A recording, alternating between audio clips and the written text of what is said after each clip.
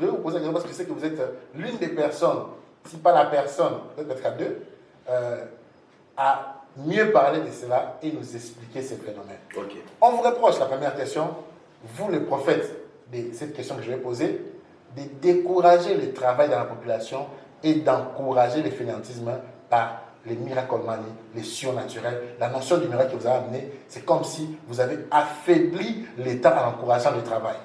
Qu'est-ce que vous par rapport à cela? Je crois que c'est faux, complètement faux, parce que les miracles, nous l'expérimentons, nous l'avons expérimenté, et même cette nation, le Congo, a expérimenté, toujours nous l'oublions, nous avions expérimenté un miracle, un grand miracle, 1998. Ici, dans ce pays-ci, les rebelles étaient à quelques kilomètres. Et un communiqué passé à la télévision, priait, que chacun prie à 12 heures.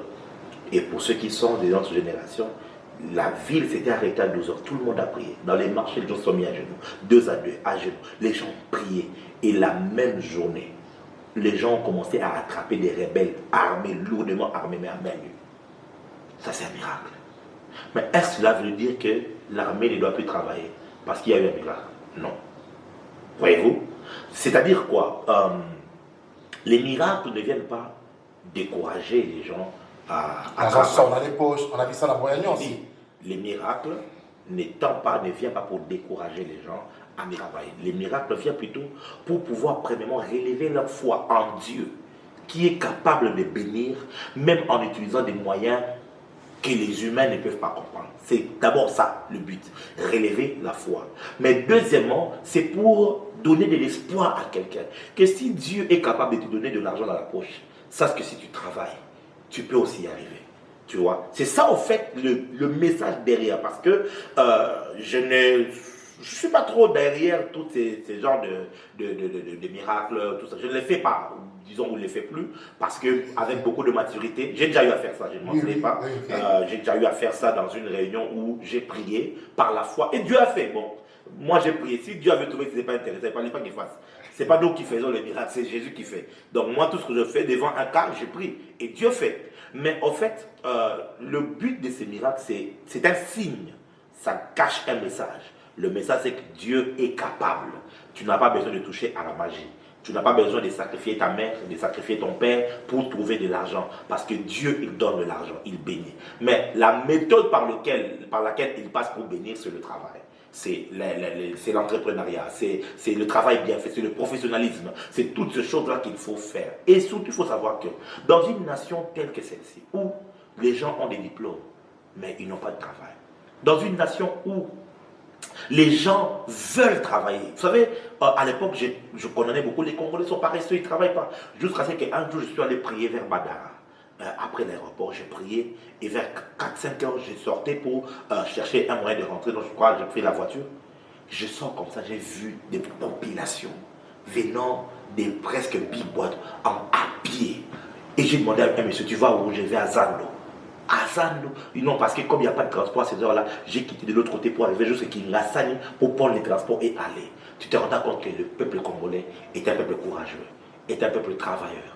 Mais le problème, c'est que les conditions sont telles que l'islam a pris en otage notre économie. Excusez-moi de le dire comme ça. J'aime tout le monde, ce n'est pas une islamophobie, vraiment loin de moi. Mais c'est pour vous dire, quand on parle des Indo-Pakistanais, ce sont des musulmans. Okay? Donc ce n'est pas la Nengamabé, c'est la vérité qu'il y a. Okay? Et ils ont pris en otage l'économie du pays. Et ils font souffrir le pays, le peuple congolais. Ils font souffrir, il faut le dire la vérité. Quelqu'un va travailler du matin. Le problème est à ce niveau-là. Du matin au soir. Non, le problème, c'est pas, je ne dis pas que c'est un problème ou pas. Je donne un fait où quelqu'un peut travailler du matin au soir, on lui donne un salaire journalier de moins d'$1.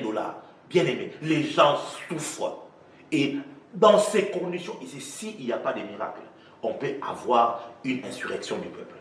Si Dieu s'était et croise les bras, on peut avoir des gens qui commencent à se suicider en masse.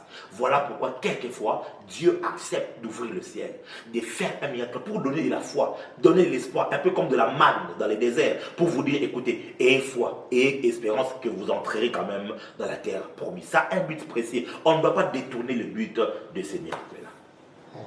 Et donc, nous n'encourageons pas les gens au chômage parce que dans nos églises, on a des gens qui travaillent, on les pousse au travail. Il y a même de ceux qui créent, on crée des emplois, on emploie les gens qui travaillent parce que nous voulons que le peuple travaille. Mais le miracle a toute sa place dans nos familles ou dans ce pays où pour soigner quelqu'un pour certaines maladies, ça coûte extrêmement cher.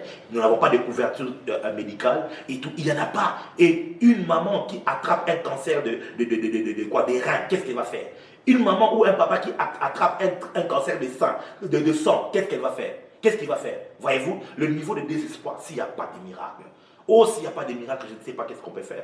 Il faut qu'il y ait des miracles. Et on en a besoin encore aujourd'hui. D'ailleurs, je suis en train de déclarer, tout celui qui est là, tu me suis, tu as besoin des miracles. Je prie pour toi. Au nom de Jésus-Christ, que Dieu t'accorde un miracle. J'ai déjà entendu quelqu'un dire amen dans le plateau. La deuxième question, nous sommes en train de chuter. 3 questions capitales. La deuxième question. En fait, Jimmy, on vous voit utiliser souvent de l'eau, l'huile.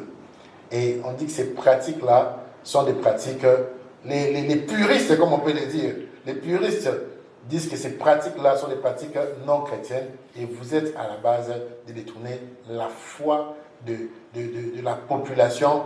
Au lieu de croire en Jésus-Christ, ils croient plus à l'eau ou à l'huile que vous utilisez.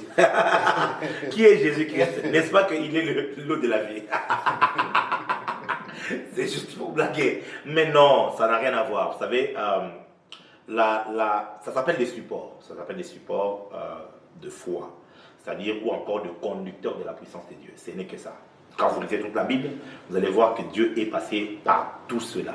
Dieu plusieurs fois est passé par l'eau en utilisant l'eau. Dieu est passé par le prophète Élisée pour utiliser le sel. Même les apôtres, les disciples, avec Jésus, pendant que Jésus était là, quand Jésus les envoyait, ils allaient avec de l'huile. Ils appliquaient sur les malades. Voyez-vous, ce n'est pas une pratique que nous avons inventée. C'est dans la parole de Dieu où Dieu a utilisé l'eau. Élisée a dit à cet homme Naaman, va te laver dans le Jourdain dans l'eau. Cette fois, ok, il a utilisé l'eau pour le purifier de sa lèpre et tout. Ce ne sont que des supports, de moyens ou de points de contact. Voilà, c'est les termes de points de contact. C'est-à-dire que généralement, je peux dire au nom de Jésus, tu es guéri. Tu peux croire et tu es guéri aussi. Mais pour quelqu'un d'autre, le Seigneur sait que cette personne, sa foi n'est pas à croire à une parole. Il faut que tu lui imposes la main. Quand tu lui imposes la main, tu dis au nom de Jésus, directement sa foi. Parce que Jésus disait quoi? Ta foi t'a guéri. Ok? Il faut ta foi. Et puis sa foi est augmentée et puis il croit. Mais quelquefois, le Seigneur sait que pour cette personne ici, il faut que tu pries pour l'eau. Ok? Et que tu lui donnes, bois. Et quand il boit, et Jésus a utilisé toutes ces méthodes-là. Jésus, rencontrant un aveugle, il crache par terre, c'est de l'eau. Il prend la salive, il fait la boue et puis il dit va te laver dans l'eau de la réservoir. Et puis il est allé et il a été guéri, voyez-vous. Parce que la foi de cette personne nécessitait ces processus-là. Mais à quelqu'un d'autre, il lui a dit que veux-tu que je fasse? Oh, que je recouvre la vue, il recouvre la vue. Et puis la personne, ça dépend de la foi. Donc ce n'est pas détourner les gens de la foi biblique parce que c'est dans la Bible, c'est dans la Nouvelle Alliance, c'est dans le Nouveau Testament. Ces choses-là, vous le trouvez et dans l'Ancien Testament et dans le Nouveau Testament. Jacques, le petit frère de Jésus, son petit frère biologique, petit frère propre, de Jésus, dans son épître, il écrit d'ici quelqu'un parmi vous est malade, qu'il aille voir les anciens, qu'on lui donne quoi? D'huile. Et la prière de la foi guérira le malade. Donc, ce qui guérit le malade, ce n'est pas l'huile qu'on a appliquée. Ce qui guérit le malade, c'est la prière de la foi qu'on a faite. Mais l'huile devient un point de contact. Vous voyez, un point de contact par lequel la puissance de Dieu peut passer pour guérir les personnes. Ça, c'est l'école des prophètes ou l'école de guérison. Quand on enseigne ça, on peut expliquer un peu plus clairement parce que ne pensez pas que c'est vrai, je ne dis pas qu'il n'y a pas de faux. Mais il ne faut pas que la présence des bâtons des magiciens de Pharaon fasse croire que le bâton de Moïse ou le bâton d'Aaron est aussi magique. Non, ça peut tous se transformer en serpent, mais les origines peuvent être différentes. Troisième question. Ça va vous surprendre. Vous êtes un prophète, j'ai en face de moi les prophètes. Beaucoup de prophètes ne veulent pas venir ici parce qu'ils se disent que non, on a peur de la nerf, tout ça, tout ça, tout ça. Donc, vous avez eu le courage. Troisième question. Je vais vous donner 3 noms et vous me direz un message prophétique que vous allez dire à ces 3 noms. Premier nom. Oui. Président Félix Tshisekedi. Il sera candidat en 2023 et il va passer, il sera président jusqu'en 2028. Deuxième Et nom. j'ai encore d'autres prophéties les concernant, mais au moment opportun, Dieu nous permettra de le dire. Deuxième nom. Une recommandation pour Vital Kamerhe. Qu'il n'entre pas dans les guerres politiques. Et surtout que l'esprit de vengeance ne soit pas dans son cœur, qu'il pardonne tout ce qui est arrivé.